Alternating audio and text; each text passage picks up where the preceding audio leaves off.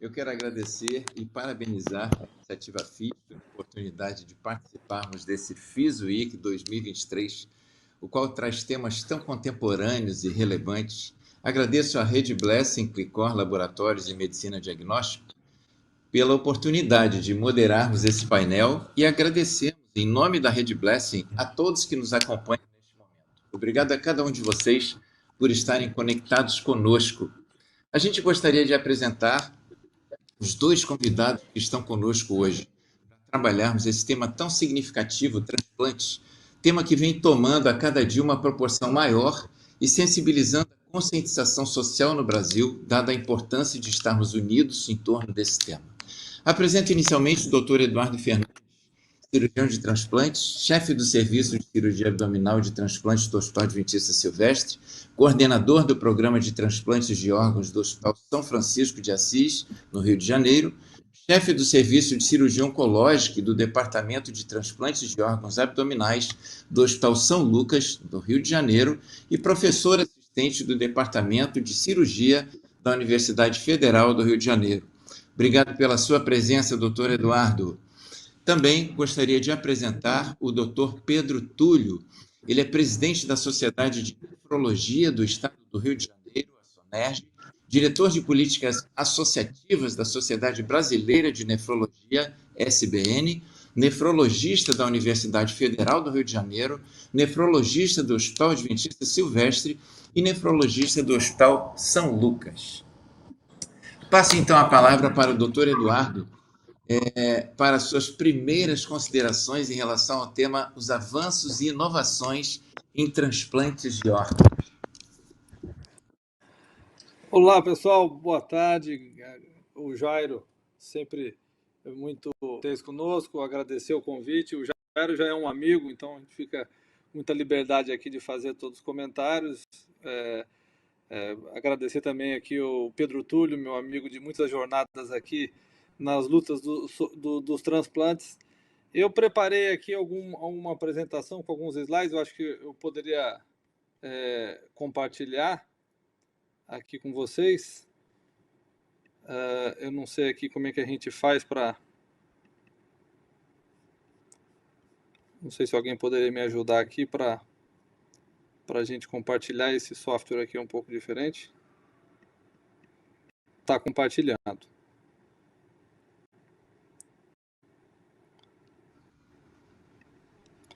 Vocês não estão vendo a minha apresentação não, né? Ainda não. Tem uma telinha aí no meio vermelhinha, um monitor. Eu creio que é aí. Isso. Mas aqui não, por alguma razão não está compartilhando. Estou tentando aqui.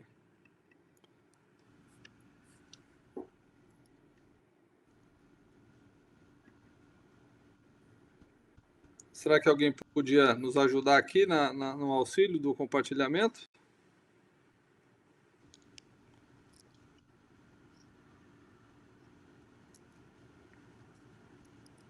O pessoal da técnica pode nos ajudar, por favor? Pessoal do...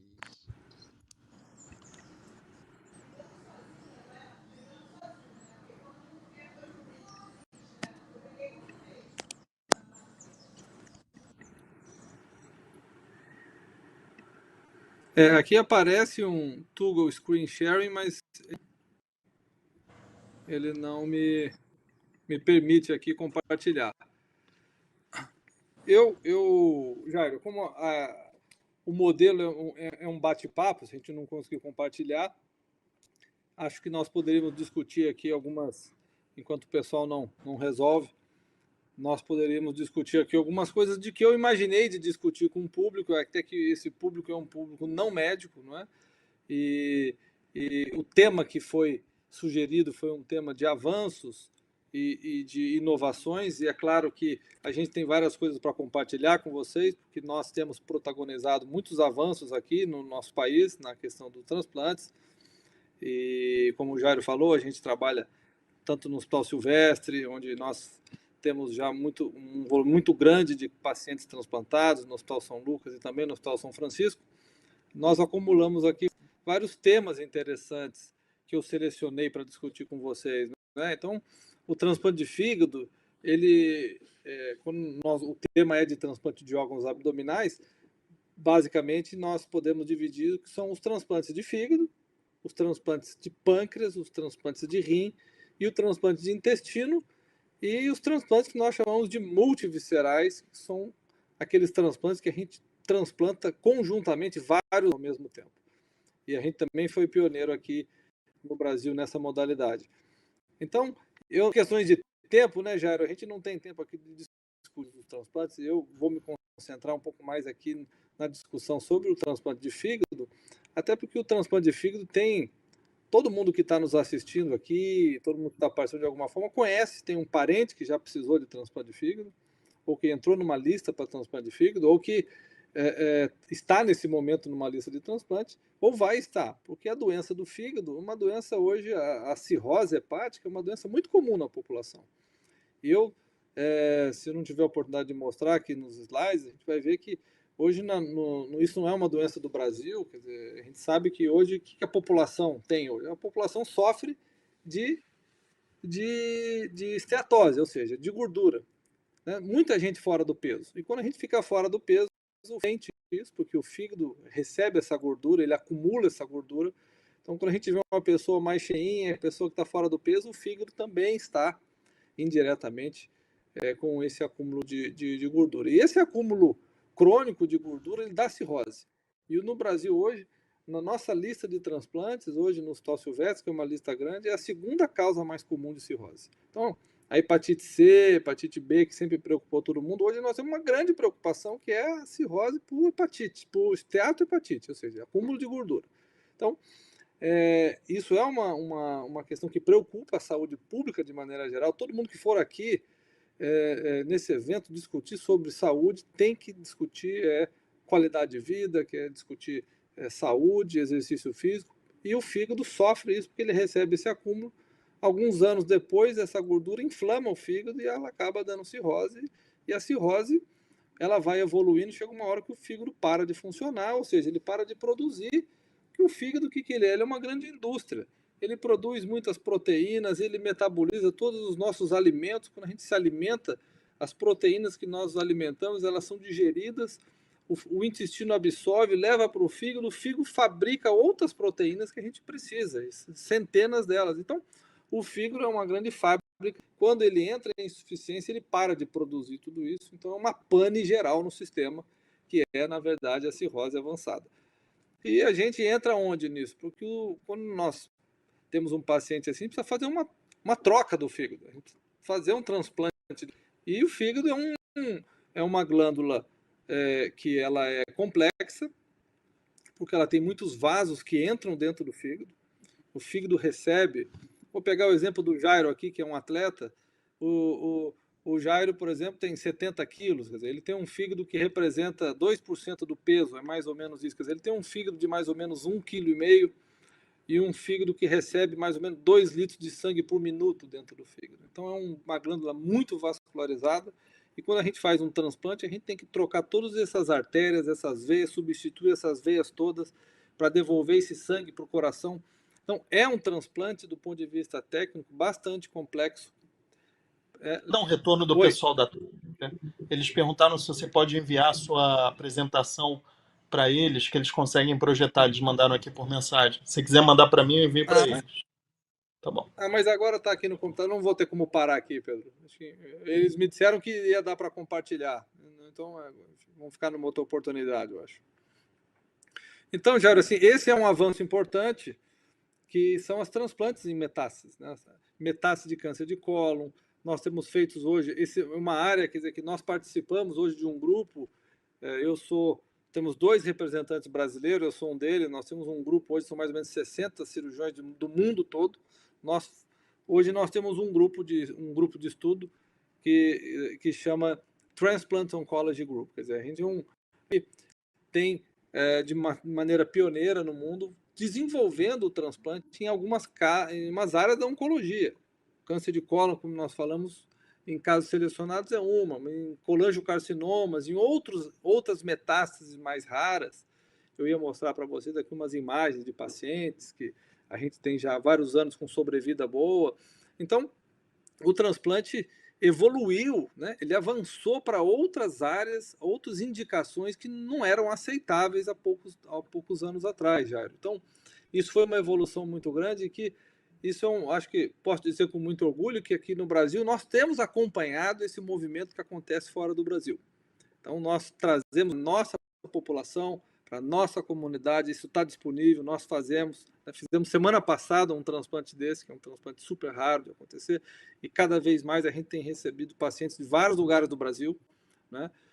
Hoje, 15% dos transplantes nossos de fígado são de pacientes de outras regiões, São Paulo, da região norte do Brasil, da região nordeste do Brasil, centro-oeste. Então, essas inovações, Jairo, têm trazido pessoas a procurarem o Rio de Janeiro, no nosso centro, para avaliar esse tipo de indicação, né? Então, eu não poderia aqui deixar de mencionar que a oncologia entrou dentro do transplante. Então, hoje nós trabalhamos com a oncologia clínica, né?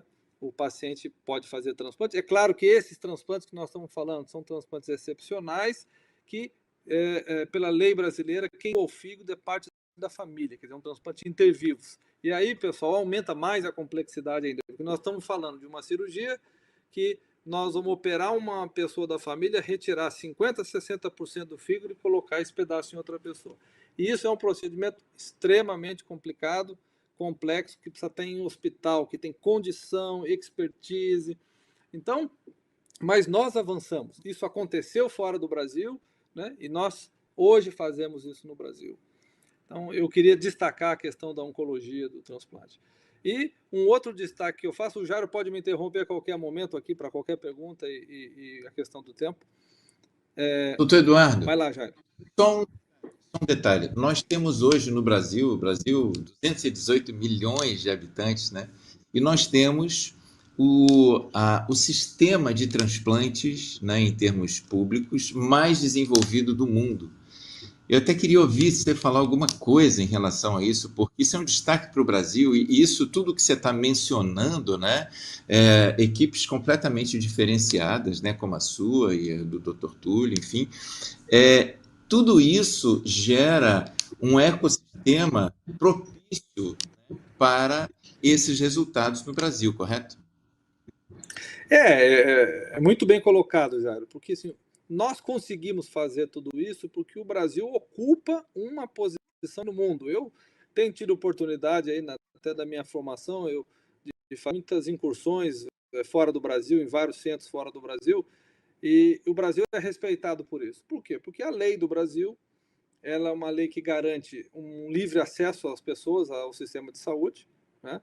Na nossa equipe hoje, o ano passado a gente realizou quase 500 transplantes de órgãos, cerca de 230 transplantes de fígado, e 80% desses números é do paciente do SUS. Ou seja, o Brasil tem um financiamento não só do procedimento, mas também dos remédios que são dados gratuitamente pela Secretaria de Saúde. Então, o Brasil ele tem um destaque fora reconhecidamente, o país que tem o maior financiamento público. A gente vai, por exemplo, nos Estados Unidos, que é a medicina mais cara do mundo, sofisticada do mundo, e eles não têm isso, né? Quer dizer, a pessoa lá não tem esse grande acesso como tem aqui.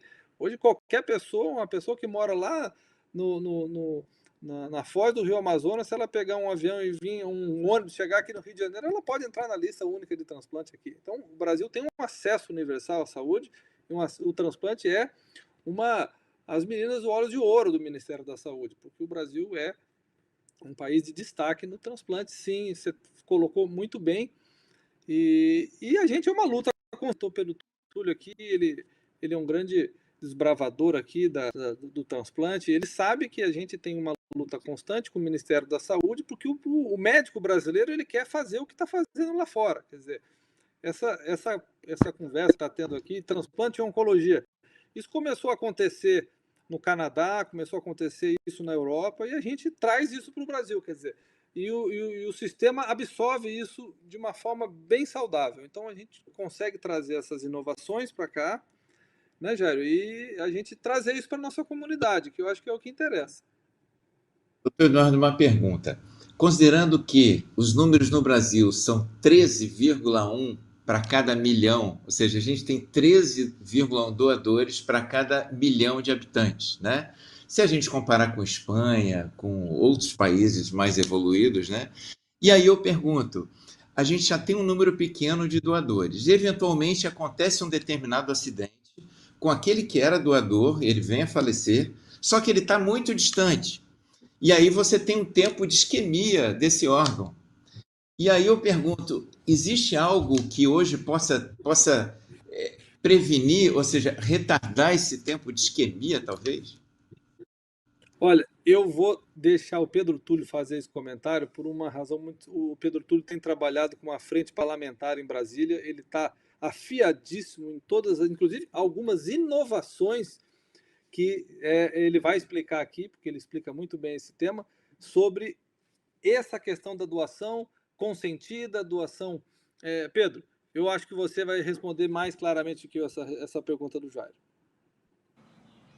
Obrigado, Por Eduardo. favor. Primeiro, queria dar minha boa tarde a todos que estão nos assistindo e agradecer ao meu amigo Jairo Borda pelo convite. Prazer estar aqui com você e com meu amigo Eduardo. Então, eu acho que Obrigado. primeiro, Jairo, passando pela sua pergunta sobre o sistema do Brasil, a gente passou por um momento agora onde esse sistema foi colocado em dúvida pela população por conta da questão do apresentador Fausto Silva, né? Onde ele recebeu um órgão com um período curto de fila. E a gente ficou muito receoso disso manchar a imagem do Programa Nacional de Transplantes, que é um grande orgulho nacional, quando, como o Eduardo muito bem falou, é o maior programa público de transplante do mundo, né? E é uma das legislações mais rigorosas do mundo. Então, assim, e a gente ficou realmente preocupado com isso, mas fato é que eu acho que mobilizou mais a população, a questão de ter tido um cara que é querido pela população, que é o Faustão, né? Que todo mundo aí participou, foi parte da vida, aquele domingão do Faustão, um cara de grande disposição, e ele foi salvo por um transplante, né? Então, primeiro é reforçar a seriedade e a equidade do programa, né? Como muito bem o Eduardo falou, é de acesso universal, e a gente tem que ressaltar isso. Quanto à sua pergunta sobre realmente o aproveitamento de órgãos, principalmente em regiões mais ermas do nosso país, que é continental, né? Isso é uma estratégia, sim, sem dúvida, para a gente aumentar o número de transplantes, né? Então, a região norte, principalmente, e também um pouco a região centro-oeste, a gente quase não tem doador. Isso porque você tem poucos centros de transplante, e a gente sabe que quando você tem um centro de transplante ativo, isso engaja as equipes a conseguir a manutenção dos doadores, hemocefálica, identificação, manutenção, e as famílias também, quando você tem programas ativos, elas se sentem mais motivadas a doar porque conhecem alguém que está nessa situação, na espera de um órgão, né?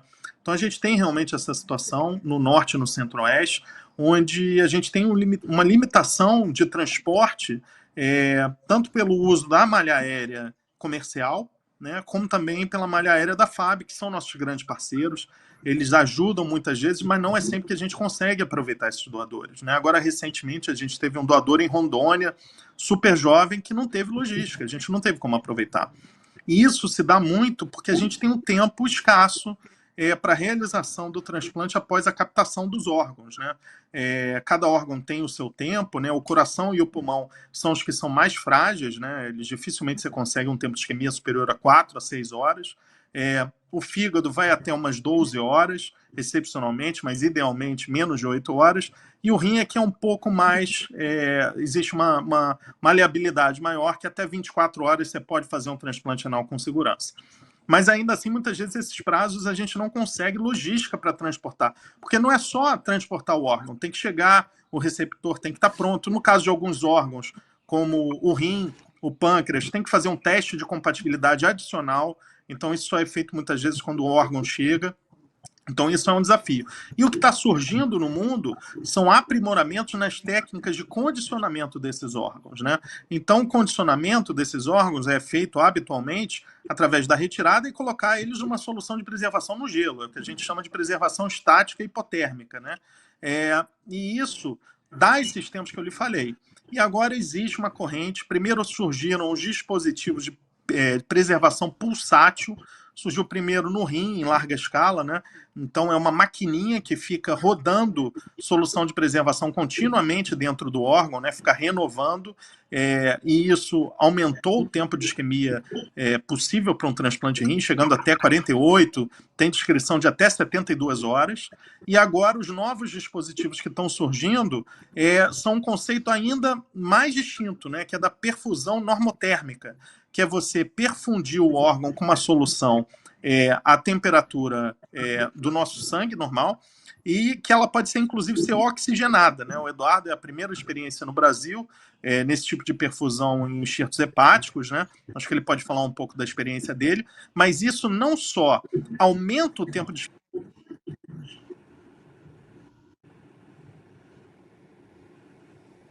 isquemia, como a gente... A preservação era feita essencialmente em você colocar e sair correndo. E agora tem alguns órgãos que eles podem ser condicionados, podem ser melhorados durante a preservação, né? Então você melhora a qualidade dos órgãos. Isso já está bem demonstrado no pulmão.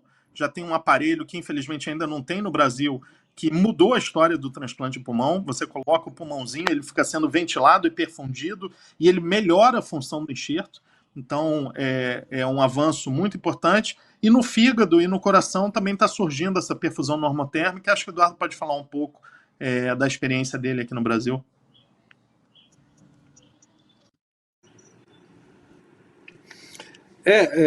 Jairo, você vê que são muitas inovações, né? A gente se fica sem conseguir parar de falar, que realmente é um tema muito extenso. Mas isso é verdade, Pedro. A máquina de perfusão, é preciso o pessoal entender como é que funciona, né? Se a gente vai lá num indivíduo, a gente remove o fígado dele, coloca num plástico com uma solução gelada, uma solução especial, a gente tem esse tempo aí de 10 horas. O que acontece é que existe uns pesquisadores, algumas décadas atrás, começaram a perceber o seguinte: como é que eu poderia melhorar esse órgão? Porque às vezes a gente retira o órgão de um doador que está numa condição muito ruim, então aquele órgão não é usado. Você olha, você fala, não, ele está com uma fibrose importante, ou ficou com uma isquemia muito tempo dentro do gelo, não dá para fazer o implante na pessoa. E o que a gente vê aí, por exemplo, no Brasil, 33% de mortalidade na fila de espera. Então o pessoal fala, poxa, eu tenho que aproveitar o máximo os órgãos, né? Então nós temos que tentar aproveitar. Essas máquinas, a gente começou a fazer isso aqui no Brasil, na América Latina, a gente fez os primeiros casos, até no Hospital Silvestre. O primeiro caso foi no Silvestre, isso já tem uns 4 ou 5 anos atrás. É uma máquina infelizmente muito cara, que é uma tecnologia holandesa, e começou na Holanda essa máquina, e ela custa mais ou menos 350 mil euros a máquina, e cada vez que você usa um órgão custa 6, 7 mil euros. Então, até para o nosso país, né, o financiamento da saúde, eu acho que esse fórum aqui discute isso, inclusive, não é? Quer dizer, é o preço de uma medicina de ponta. Essa máquina a gente conseguiu aqui com um esforço grande, e a gente coloca o fígado nessa máquina, e durante 2, 3 horas a gente joga um líquido com oxigênio em alta concentração, e esse fígado melhora da função dele. Então a gente recupera que não seriam utilizáveis, entendeu, Jair? Então isso é realmente hoje a maior inovação, tem a ver com o tema que você escolheu, quer dizer, a inovação do transplante hoje, não tem como não mencionar essa máquina. Essa máquina você pode colocar com solução hipotérmica, mas você também pode botar um sangue de uma bolsa de sangue, você junta 3, 4 bolsas, bota um pouco de plasma, um pouco de albumina, e você aquece esse sangue e você testa, ver se esse órgão vai funcionar fora do paciente, e você só implanta se ele funcionar. Quer dizer, a gente teve que aprender como é que faz isso é complicado, isso é complexo, tecnologia, mas ela está aí e a gente teve que aprender, está disponível, e acho que a gente já fez mais ou menos uns 15 transplantes aqui no Brasil com isso. Nós fizemos 15 casos, me parece que lá em São Paulo, no Einstein, eles fizeram também uns 2 ou 3, uma outra máquina, mas fizeram, e ainda não está. Agora nós conseguimos aqui uma parceria, um estudo multicêntrico com a Universidade de São Paulo, lá com o meu amigo professor Carneiro. Nós vamos fazer agora 40 transplantes com esse apoio da indústria da máquina, para testar mais aqui, ganhar mais experiência nos nossos pacientes, Jair. Isso, assim, é um tremendo avanço, né, doutor Eduardo? Porque essa questão da isquemia, e para aqueles que nos assistem, né, bom, eu prefiro deixar a explicação de isquemia para vocês, né? Eu ia fazer uma explicação bem voltada para o público em geral, mas eu vou pedir para o doutor Túlio explicar o que é a isquemia em si, e aí já aproveito e faço mais uma pergunta aqui para o doutor Túlio em relação ao seguinte. Doutor Túlio, para fazer um transplante, alguém sempre vai ter que morrer ou existe alguma oportunidade diferente?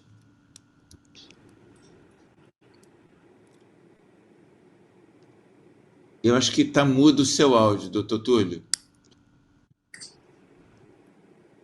Desculpa, estão me ouvindo agora, né?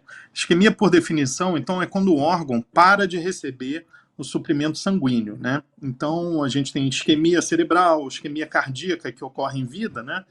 Que é quando aquele órgão deixa de receber o suprimento cardíaco. No contexto do transplante, a gente chama de isquemia, é o tempo que o órgão fica fora do corpo, né? A partir do momento que é retirado do doador, onde ele não está recebendo sangue. E o que esses dispositivos que o Eduardo mencionou tentam fazer é tentar manter um ambiente muito semelhante com o que seria a perfusão sanguínea, né? Então, eles recebem um líquido oxigenado, um líquido normotérmico, né? Que pode ter, inclusive, algumas substâncias que podem ajudar o enxerto hepático a se regenerar, melhorar a sua função. No pulmão também é feito isso. O pulmão, eles infundem antibiótico dentro do líquido para tratar uma possível infecção respiratória pulmonar que o enxerto tenha, né?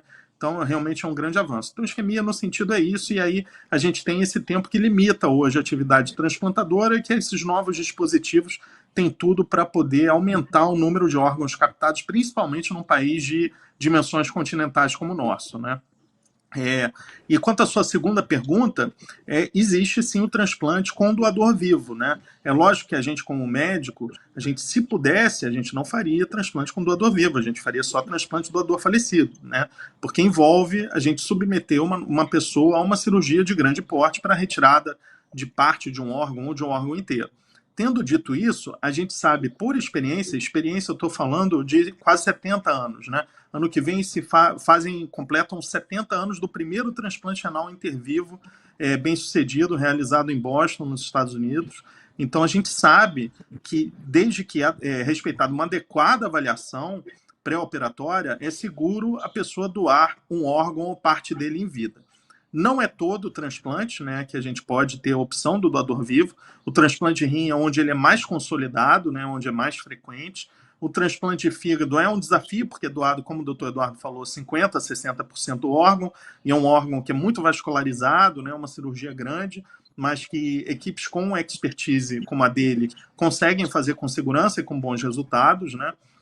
Existem também descrições de transplante de pulmão intervivos, ou do pulmão inteiro, ou principalmente parte do pulmão, mais no contexto pediátrico, transplante de pâncreas intervivo também, mas é principalmente o rim e o fígado. E o exemplo que eu falo disso, como a gente tem que crescer, você falou desse número de doador que a gente tem que é baixo no Brasil, doadores falecidos, né? Realmente cerca de 1/3 de outros países mais avançados, como a Espanha, por exemplo, né?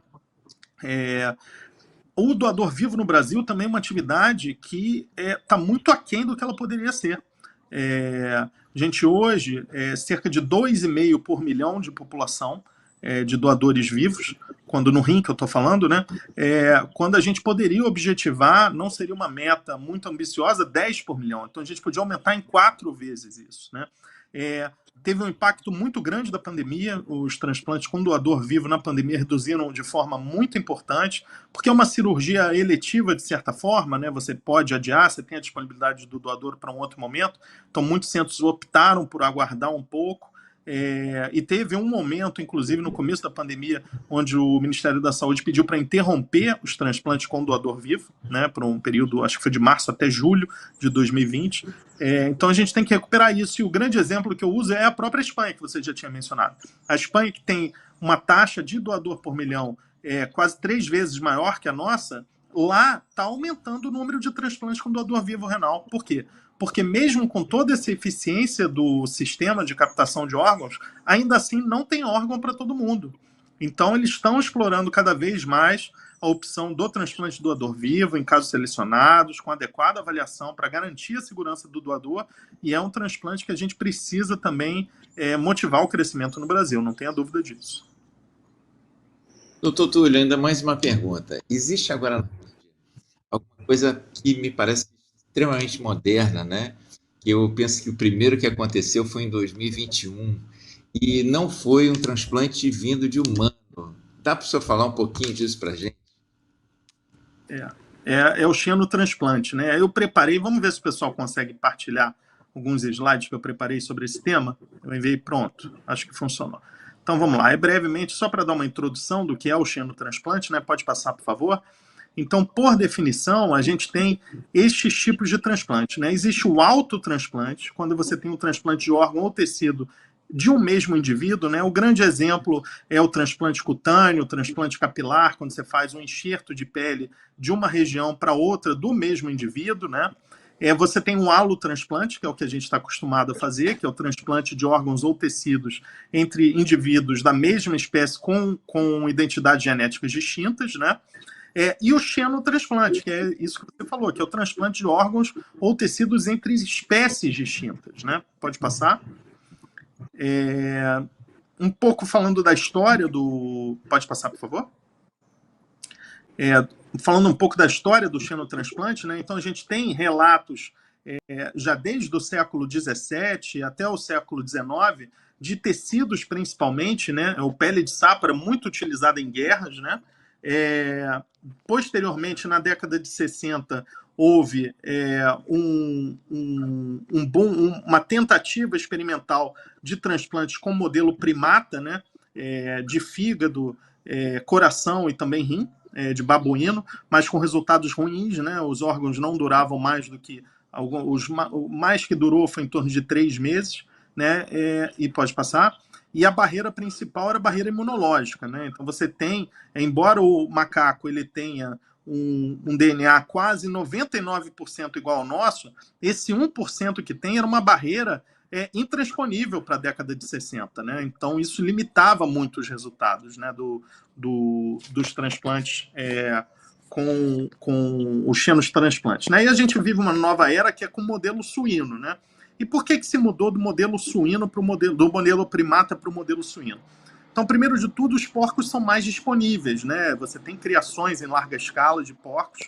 Existe também a questão ética, né, de que para a percepção, o entendimento da população, os porcos já são comumente abatidos para consumo humano, né? Então você abater um porco para captar um órgão parece ser eticamente menos questionável do que você fazer isso num primata. E os órgãos do porco também são maiores e mais semelhantes anatomicamente com os órgãos humanos, né? Para o rim isso não faz tanta diferença, o tamanho do órgão, né? Então, mas para o coração e para o fígado faz muita diferença. Você tem que ter um órgão antropometricamente mais ou menos igual, né? O tamanho dele tem que ser mais ou menos compatível com o receptor, que senão ele não tem função suficiente para manter o indivíduo vivo. Mas existem também os contras desse modelo suíno, né? Eles são geneticamente mais distintos do que o modelo primata, então isso é um desafio, além de eles terem potencialmente até hoje identificadas 25 zoonoses que são transmissíveis. O que são zoonoses? São doenças que acometem o porco, mas que podem ser transmitidas para o homem através de um transplante. Então, isso é uma barreira também ao xenotransplante. Pode passar, por favor? E a era atual, né? Tem uma empresa principalmente atuando nesse segmento, que é a Revivicor, uma empresa americana que ela trabalha em genética, ela participou da criação daquela ovelhinha Dolly, né? Que foi o primeiro animal clonado do mundo, né? E eles fizeram um porquinho geneticamente modificado. Ele tem, hoje, um modelo com 10 genes nocauteados. O que é um gene nocauteado, né? Através de manipulação genética, eles praticamente deletam aquele gene. Eles não tiram do DNA, mas aquele gene ali ele deixa de ser expressado. Então ele deixa de produzir a proteína que ele codifica, e isso permite que você transponha essa barreira imunológica, principalmente dos principais antígenos, né? O principal é o alfa-gal, que é um carboidrato que é expresso na maioria das células do porquinho, que a gente não tem. Então eles já conseguiram fazer um nocaute eficaz desse desse gene, e isso já melhorou a sobrevida, né? Esses porcos são criados em um laboratório com isolamento, com nível máximo de isolamento, justamente para que não sejam transmitidas zoonoses, que eles não sejam portadores desses vírus e bactérias que são possíveis de ser transmitidos ao homem. E a tecnologia que eles já têm de criar clones faz com que eles possam produzir em massa essa população, né? Então, o quantitativo de porcos não vai ser um limitador ao xenotransplante. Pode passar? E só falar um pouco desses casos iniciais, né? A gente tem casos relatados de rim e também de coração. Os transplantes renais foram realizados em 2021 e até agora, né, continuam sendo feitos, o primeiro em 2021, quase que simultaneamente nesses dois centros americanos, né, o de Nova York e o do Alabama. E o modelo que os dois centros utilizaram foi em quem que eles implantaram? Eles implantaram em um paciente em morte cerebral. Então, quer dizer, um indivíduo já morto, porém com o coração ainda batendo. Que seria um potencial doador de órgão, mas que por motivos ou por ser mais idoso, ou por ter alguma contraindicação infecciosa ou comorbidade, não era possível de ser doador de órgãos. E aí é um modelo onde você consegue fazer em um modelo cadáver, né, que eles chamam de decadent, colocar um órgão que vai ser perfundido, já que o coração continua batendo, né? E aí pode ver o funcionamento do órgão, eventual rejeição, como é que é o comportamento. Esses pacientes receberam imunossupressão, como vai ser necessário também, né? Os remédios para baixar a imunidade e evitar a rejeição, e foram acompanhados, e o caso mais longevo que eles têm foi publicado agora recentemente, de 2 meses de duração do órgão em um indivíduo em morte cefálica, né? É bastante desafiador. Os resultados mostram que ocorre rejeição, que você tem que tratar, mas que é algo que você consegue contornar. A infecção também é uma preocupação, né? Um dos pacientes, pelo menos, morreu de infecção, mas, de novo, tem a limitação de ser um modelo em morte cefálica, que já é uma condição crítica, né? Mas já é uma luz inicial para o que vai ser no rim. E pode passar? Você teve também o modelo cardíaco, né? O modelo cardíaco, você Pedro, não consegue acabou fazer... o tempo, Pedro. Oi? O tempo está esgotado. Ah, tá. Eu tô acabando aqui, então. O modelo cardíaco foi feito em indivíduos que não poderiam ser possíveis de serem transplantados por alguma contraindicação clínica, né? Então é isso. Obrigado. Bem, eu quero agradecer ao Dr. Eduardo e ao Dr. Túlio por um conteúdo tão interessante, tão denso e de tão fácil entendimento, né? Muito obrigado por terem trazido essas considerações sobre inovações em transplante. Eu acho que a gente tem bastante para andar ainda, né, doutor Túlio e Dr. Eduardo, principalmente nos xenotransplantes, né? Talvez exista toda uma falta de compatibilidade que esteja sendo trabalhada, né? Se eu entendi bem o que você colocou, mas os avanços são notórios, né? Essa questão da isquemia também, é impressionante isso, né? Então, assim, quero agradecer muito e agradecer ao Dr. Eduardo, ao Dr. Pedro Túlio e a cada um de vocês que estiveram nos acompanhando aqui, a toda a nossa audiência. Em nome da Rede Blessing, muito obrigado e, mais uma vez, parabenizamos o FIS. Um abraço a todos. Obrigado. Um abraço. Obrigado.